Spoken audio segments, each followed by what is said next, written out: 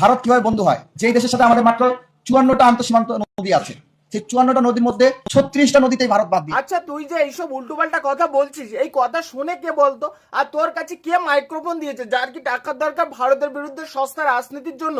এই সমস্ত কথা তোরা কেন বলিস? আমরা বাদ দিয়েছি আমাদের টাকায়, তোরাও বাদ দে তোদের টাকায়, তাহলে সমস্যার সমাধান হয়ে যাবে।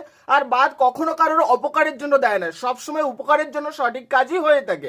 আর তোদের সেই সমস্যা হলে সরকারের সাথে কথা বল। যতগুলো বাদ রয়েছে সবগুলো বাদ ভেঙে নিতে হবে এবং বাদগুলো তুলে নিতে তুই হবে। যা বলছিস না, তা পাকিস্তানেরও বলার সাহস হয় না। আর তোর মুখ দিয়ে এইসব কথা বেরোচ্ছে কারণ তোর মুখই তো না, ওটা তো বদল বদল কারখানা। আর এইসব কথা বললে না সোজা সাপাট হয়ে যাবে, কখন কেউ খুঁজে পাবে না। যাই আছিস খাচ্ছিস সস্তা রাজনীতি করে ভারতবর্ষের নামে এইভাবে খা, কারণ এই ছাড়া তোর তো খাওয়া জুটবে না। আজকে আপনি উত্তরবঙ্গে যান, যে দেখবেন কোন নদীতে পানি নাই। এমনি শীতকালে বা গরমকালে নদী সব শুকিয়ে যায়, জলই থাকে না। আর বাদ তো দিয়েছে আমাদের সুবিধার জন্য, তোদের সুবিধার জন্য হলে তারা নলকূপ গঠন করে আর সেখান থেকে জল খনন করে নেয়। নদীগুলো পুনরুদ্ধারে আমাদেরকে পদক্ষেপ নিতে হবে এবং ভারতের সাথে চোখে চোখ রেখে কথা বলতে হবে। ভারতবর্ষের সাথে চোখে চোখ রেখে কথা তো বলবি সস্তা রাজনীতির জন্য, আর পিছন দিক দিয়ে আলু পেঁয়াজ তেল সমস্ত কাঁচামাল সব আমদানি করবি। আর এইভাবে চোখে চোখ রেখে তো কথা বলতেই হবে, না হলে হবেটা কি করে চাঁদু?